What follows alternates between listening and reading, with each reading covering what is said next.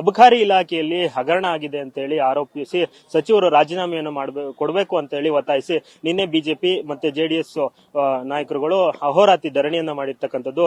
ಇದೇ ವಿಚಾರವಾಗಿ ಮಾತಾಡ್ಲಿಕ್ಕೆ ನಮ್ಮ ಜೊತೆಗೆ ಮಾಜಿ ಗೃಹ ಸಚಿವರು ಹಾಗೂ ಹಾಲಿ ಶಾಸಕರು ಆದಂತಹ ಅರಗ ಜ್ಞಾನೇಂದ್ರ ಅವರು ಇದ್ದಾರೆ. ಅವ್ರನ್ನ ಮಾತಾಡ್ಸೋತೀನಿ. ಸರ್, ನಿನ್ನೇನ ಅಹೋರಾತ್ರಿ ಧರಣಿಯನ್ನ ಮಾಡಿದ್ದೀರಾ, ಸಚಿವರು ರಾಜೀನಾಮೆಯನ್ನು ಕೊಡಬೇಕು ಅಂತ ಹೇಳಿ, ಏನ್ ಹೇಳ್ತೀರಾ? ನಿನ್ನೆ ಇಡೀ ದಿನ ವಿಧಾನಸೌಧದ ಒಳಗಡೆ ಸಾಕ್ಷ್ಯಾಧಾರಗಳನ್ನು ಕೊಟ್ಟು ಎಕ್ಸೈಸ್ ಮಿನಿಸ್ಟರ್ ತಿಮ್ಮಪ್ಪೂರ್ ಅವರು, ಅವ್ರ ಮಗ, ಅವರೆಲ್ಲರೂ ಭಾಗವಹಿಸಿರ್ತಕ್ಕಂಥದ್ದನ್ನ ಸ್ವತಃ ಎಕ್ಸೈಸ್ ಡಿಸಿ ಲೆವೆಲ್ನವರು ಹೇಳಿರ್ತಕ್ಕಂಥ ಆಡಿಯೋ ವಿಡಿಯೋಗಳನ್ನ ಕೊಟ್ಟು ಸಾಕ್ಷ್ಯಾಧಾರ ಕೊಟ್ಟು ನಾವು ಆರ್ಗ್ಯುಮೆಂಟ್ ಮಾಡಿದೀವಿ. ನಿನ್ನೆ ಸಂಜೆವರೆಗೂ ಸರ್ಕಾರ ಅವರ ರಾಜೀನಾಮೆಯನ್ನು ಪಡೆಯಲಿಲ್ಲ ಮತ್ತು ಸಮರ್ಥನೆ ಮಾಡುವಂತಹ ಒಂದು ನೀಚ ಮಟ್ಟಕ್ಕೆ ಸರ್ಕಾರ ಇಳಿದಿದೆ. ಹಾಗಾಗಿ ಪ್ರಜಾತಂತ್ರ ವ್ಯವಸ್ಥೆಯ ರೀತಿಯಲ್ಲಿ ಇದನ್ನು ಅತ್ಯಂತ ಸೀರಿಯಸ್ ಸ್ಟೇಜಿಗೆ ತಗೊಂಡು ಹೋಗ್ಬೇಕು ಅಂತ ಹೇಳಿ ನಾವೆಲ್ಲರೂ ವಿಧಾನಸೌಧದ ಒಳಗಡೆ ಅಹೋರಾತ್ರಿ ಧರಣಿಯನ್ನ ಮಾಡಿದ್ದೇವೆ. ಇದನ್ನು ಕೂಡ ಸರ್ಕಾರ ಅರ್ಥ ಮಾಡಿಕೊಂಡು ಅವರ ರಾಜೀನಾಮೆ ಪಡಿಬೇಕು ಅಂತ ಹೇಳಿ ನಾನು ಒತ್ತಾಯಿಸ್ತೇನೆ. ಅಂದ್ರೆ ಸರ್, ಅವರು ನಂದು ಈ ಹಗರಣದಲ್ಲಿ ನನ್ನ ತಪ್ಪಿಲ್ಲ, ಬಿಜೆಪಿ ಒಂದ್ ರೀತಿ ನನ್ನ ಮೇಲೆ ಸುಳ್ಳು ಆರೋಪವನ್ನು ಮಾಡ್ತಾ ಇದೆ ಅಂತ ಇದುವರೆಗೂ ಹೇಳ್ತಾರೆ. ನೋಡಿ, ಸುಳ್ಳು ಆರೋಪ ನಾವು ಏನೋ ವೇಗಾಗಿ ಮಾಡ್ಲಿಲ್ಲ.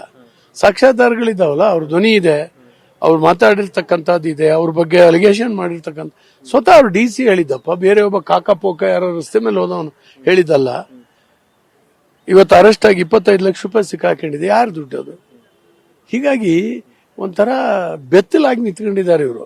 ಆದ್ರಿಂದ ಇಂಥ ಹಗರಣಗಳನ್ನು ಬಯಲಿಗೆ ಎಳೆದಿದ್ರೆ ನಾವೆಂತ ವಿರೋಧ ಪಕ್ಷ ಹೇಳಿ. ಅದರಿಂದ ಆ ಕೆಲಸವನ್ನ ಮಾಡಿದ್ದೇವೆ. ಅವರಿಗೆ ಮಾನ ಮರ್ಯಾದೆ ಇದ್ರೆ ಸರ್ಕಾರ ಅವ್ರ ರಾಜೀನಾಮೆಯನ್ನು ಪಡಿಬೇಕು. ಮನ್ರೇಗಾ ವಿಚಾರವನ್ನ ಚರ್ಚೆ ಮಾಡೋದಕ್ಕೋಸ್ಕರ ಅಧಿವೇಶನ ಕರೆದಿದ್ದು, ಇದನ್ನ ಎಲ್ಲೋ ಒಂದ್ ಕಡೆ ವಿಷಯವನ್ನು ವಿಷಯಾಂತರ ಮಾಡೋದಕ್ಕೋಸ್ಕರ ಬಿಜೆಪಿ ಮಾಡ್ತಾ ಇದೆ ಅಂತ ಕಾಂಗ್ರೆಸ್ ಹಿಂದಿನೂ ಸಹ ಆರೋಪ ಮಾಡ್ತಾ ಇದೆ. ಮನ್ರೇಗಾದಲ್ಲಿ ಏನ್ರಿ ಇದೆ? ಕೇಂದ್ರ ಸರ್ಕಾರ ಲೋಕಸಭೆ ರಾಜ್ಯಸಭೆಯಲ್ಲಿ ಚರ್ಚೆ ಮಾಡಿ ಪಾಸ್ ಮಾಡಿರ್ತಕ್ಕಂಥ, ರಾಷ್ಟ್ರಪತಿ ಅಂಕಿತ ಹಾಕಿರ್ತಕ್ಕಂಥ ಒಂದು ಕಾಯ್ದೆ.